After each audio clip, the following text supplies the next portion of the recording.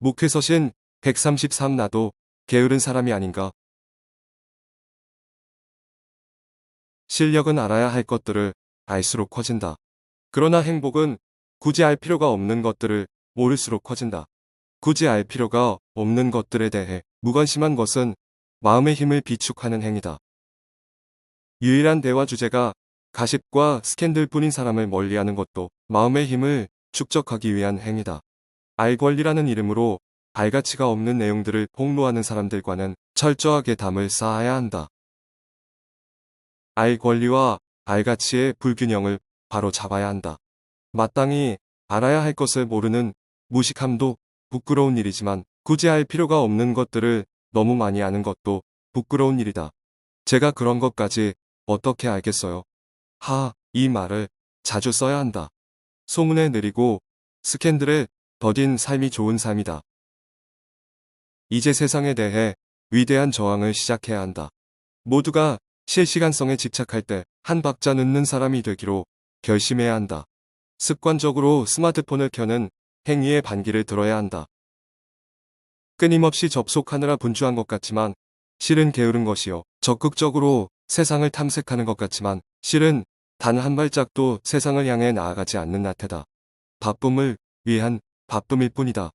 굳이 알 필요가 없는 것들에 대한 무관심은 세상에 대한 가장 적극적인 관심이다.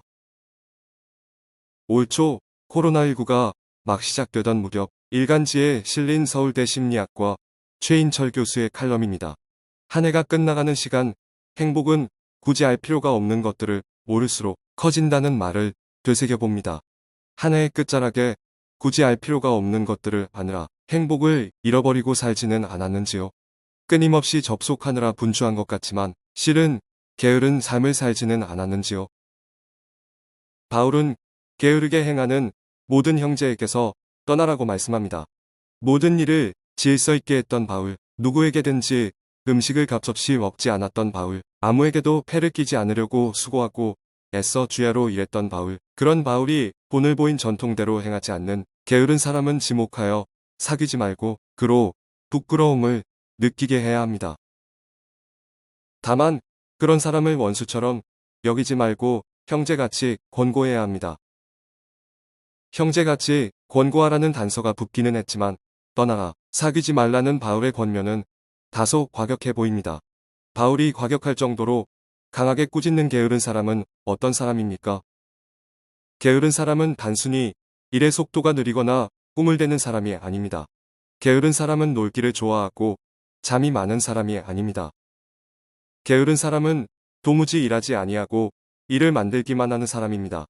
게으른 사람은 자기 해야 할 일은 하지 않고 참견이나 하는 사람입니다. 게으른 사람은 접속하느라 분주해서 할 일을 잊은 바쁨을 위해 바쁜 사람입니다. 게으른 사람은 심어야 할 때 심지 않고도 열매를 거두려는 사람입니다. 게으른 사람은 일하지 않고 먹으려는 사람입니다. 이런 게으른 사람에게 바울은 주 예수 그리스도 안에서 이렇게 명령하고 또 권면합니다. 누구든지 일하기 싫으면 먹지도 말라. 조용히 일해 자신의 양식을 먹으라. 지난 한 해 게으르고 나태하지 않았나요? 일은 하지 않고 일을 만들기만 하지 않았나요? 바쁨을 위한 바쁨으로 분주하지 않았나요?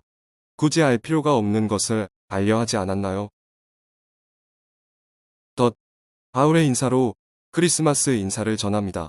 사랑하는 하누리 가족들 모두에게 때마다 일마다 평강의 하나님께서 평강 주시기를 축복합니다. 사진 내일은 크리스마스입니다. 내일 목회서신은 크리스마스 메시지로 대신하겠습니다. 내일 오전 11시 유튜브 채널 광명역 하누리 교회를 통해 온라인으로 진행되는 크리스마스 인 러브 성탄 예배에서 만나겠습니다. 사랑하고 축복합니다. 2020년 12월 24일 목요일 아침 권종열 목사